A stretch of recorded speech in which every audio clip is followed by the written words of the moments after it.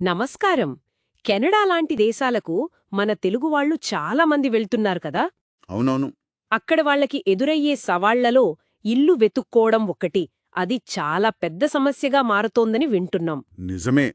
కొత్త దేశం, కొత్త పరిస్థితులు. ఇల్లు అనేది చాలా ముఖ్యం. ఈ రోజు మనం మనకు అందిన సమాచారం ప్రకారం ఈ ఇంటి సమస్యల వెనుక కారణాలేంటి, వాటిని ఎలా ఎదుర్కోవచ్చు అనే విషయాలు కాస్త లోతుగా చర్చిద్దాం. తప్పకుండా. అసలు కొత్త దేశంలో ఇల్లు సంపాదించడం, అది అద్దెైనా సొంతమేనా, ప్రయాణంలో కీలకమైన అడుగు. కానీ అది అనుకున్నంత సులభం కావడం లేదు. చూద్దాం మన సమాచారం ఏం చెప్తుందో. అసలు కొత్తగా వెళ్లిన వాళ్లకి ఇల్లు దొరకడంలో ముఖ్యమైన అడ్డంకులేముంటున్నాయి? ఏంటి మెయిన్ ప్రాబ్లమ్స్? అంటే చూడండి, ప్రధానంగా రెండు విషయాలు బాగా కనిపిస్తున్నాయి. మొదటిది క్రెడిట్ హిస్టరీ. ఓ, ఆ క్రెడిట్ హిస్టరీనా? అవును. కెనడాలో చాలామంది ఇంటి ఓనర్లు దాన్ని అడుగుతారు.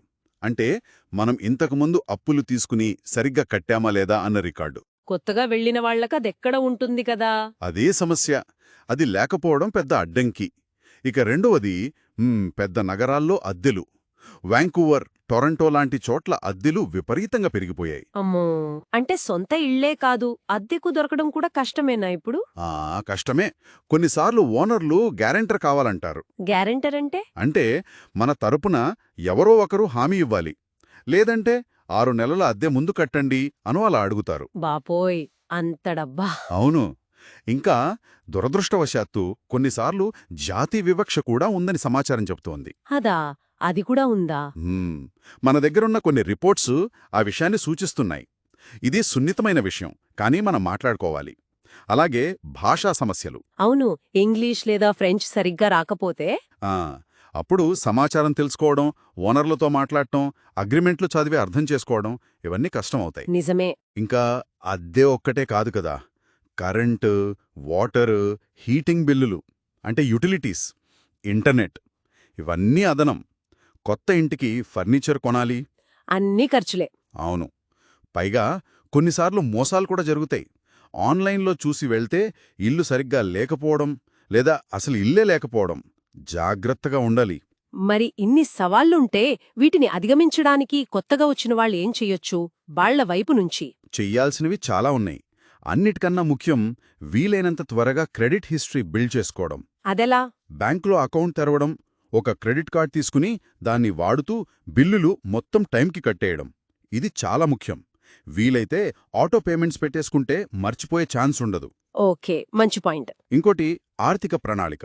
అంటే అనుకోని ఖర్చుల కోసం కొంత డబ్బు పక్కన పెట్టుకోవడం. కంటింజెన్సీ ఫండ్ లాగా? ఎగ్జాక్ట్లీ. కనీసం ఒక 6 నుంచి 8 నెలల ఖర్చులకు సరిపడ డబ్బుంటే కొంచెం ధైర్యంగా ఉంటుంది, ఒత్తిడి తగ్గుతుంది. ఇవి వ్యక్తిగతంగా చేసేవి. మరి ప్రభుత్వపరంగా, సమాజం పరంగా ఏమైనా హెల్ప్ దొరుకుతుందా? దొరుకుతుంది. కొన్ని లోకల్ కమ్యూనిటీస్, ఉదాహరణకు సెంట్ థామస్ ఎల్గిన్ లాంటి ప్రాంతాల్లో కొత్తగా వచ్చిన వాళ్ల కోసం కొన్ని ఇన్ఫర్మేషన్ ప్యాకేజీలు రెడీ చేస్తున్నాయి. అందులో ఏముంటుంది? ఇళ్ల గురించి, అంటే ఎలాంటి ఇళ్ళు ఉంటాయి, అద్దెలెలా ఉంటాయి, లోకల్గా ఏమేం వనరులు అందుబాటులో ఉన్నాయి, కెనడా లైఫ్ స్టైల్ ఎలా ఉంటుంది, ఇలాంటివన్నీ వివరిస్తారు. అది చాలా ఉపయోగపడుతుంది కదా. అవును. అలాగే పెద్ద నగరాల్లో ఖర్చులెక్కువ కాబట్టి కొంచెం చిన్న పట్టణాలకు, గ్రామీణ ప్రాంతాలకు వెళ్లమని కూడా ప్రోత్సహిస్తున్నారు.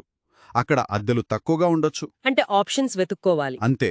అన్నిటికన్నా ముఖ్యంగా కెనడా ప్రభుత్వం ఇచ్చే ఉచిత సెటిల్మెంట్ సర్వీసెస్ ఉంటాయి. వాటిని దేశంలో అడుగు పెట్టగానే వాడుకోవడం మొదలుపెట్టాలి. ఈ విషయాలు ముందే తెలుసుకుని ఉండటం చాలా బెటర్. అర్థమైంది. అంటే ముందు ఆర్థికంగా సిద్ధపడటం, క్రెడిట్ హిస్టరీని జాగ్రత్తగా చూసుకోవటం, అందుబాటులో ఉన్న సహాయమేంటో తెలుసుకుని దాన్ని కరెక్ట్ టైంలో వాడుకోవటం. ఇవన్నీ చేస్తే కొత్తగా వచ్చిన మన తెలుగువాళ్లు ఈ ఇంటి సమస్యలను కొంచెమైనా సులువుగా ఎదుర్కోవచ్చు అన్నమాట. ఖచ్చితంగా, నిస్సందేహంగా. సరైన ప్లానింగ్, ఇన్ఫర్మేషన్ ఉంటే, కొంచెం ఓపిక పడితే ఈ సవాళ్లను అధిగమించవచ్చు. ఇది కొంచెం టైం పడుతుంది, కానీ నిరుత్సాహపడకూడదు. సరే, ఈ చర్చను ముగించే ముందు నాకు ఆలోచనొస్తోంది. ఇల్లు కొనడం, అద్దెకు తీసుకోవటం, ఇవన్నీ ఆర్థిక, భౌతిక ఇబ్బందులు. వీటిని దాటడం ఒక ఎత్తు.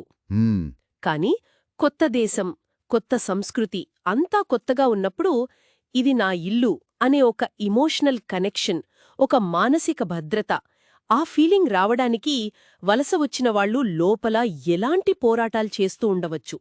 అంటే కనిపించని అడ్డంకులేముంటాయి? కేవలం 4 గోడలు, పైకప్పు మాత్రమే కాదు కదా ఇల్లు అంటే. నిజమే. చాలా లోతైన ప్రశ్న.